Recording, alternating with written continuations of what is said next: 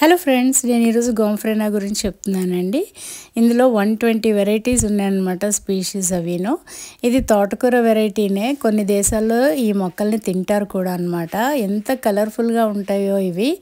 ఈ colourful seeds కావాలంటే అమెజాన్లో కూడా దొరుకుతున్నాయండి. ఇదేమో పర్పుల్, ఆరెంజ్ ఉంది, స్ట్రాబెర్రీ కలర్ ఉంది, లావెండర్ కలర్ ఉంది. ఎంత అందంగా ఉంటాయోనండి ఇవి వేసుకుంటే మనం ఇంట్లో.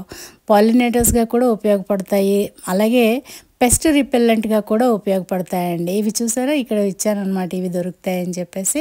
రేర్ కలర్స్, అందుకని ఇట్లా పెట్టాను మీకు చూస్తారని. ఇది ఎండిపోతే ఇట్లా ఉంటాయి చూసారా, అవి కట్ చేసి మనం మొక్కల్లో వేసేయచ్చు. సీడ్స్ ఇట్లా ఉంటాయి, ఆరెంజ్ ఏంటి, రెడ్ ఏంటి, లావెండర్ ఏంటి, పర్పుల్ ఏంటి, రాణి కలర్ ఏంటి, ఏదైనా సరేనండి. చక్కగా ఆ పువ్వులనే విడగొట్టేసి వేసేయచ్చు అనమాట, మొక్కలు వచ్చేస్తాయి.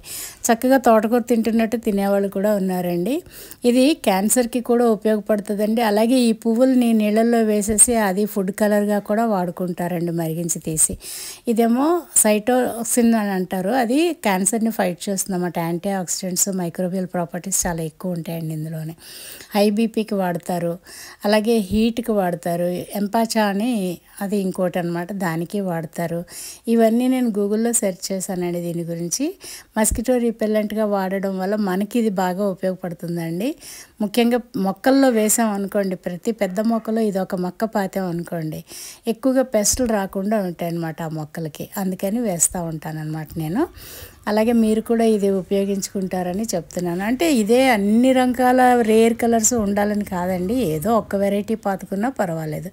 నేను ఒక మామిడి చెట్టుకి, ఒక నిమ్మ చెట్టుకి, ఒక సపోటా చెట్టుకి వేశాను. Thank you very much for watching. Please subscribe.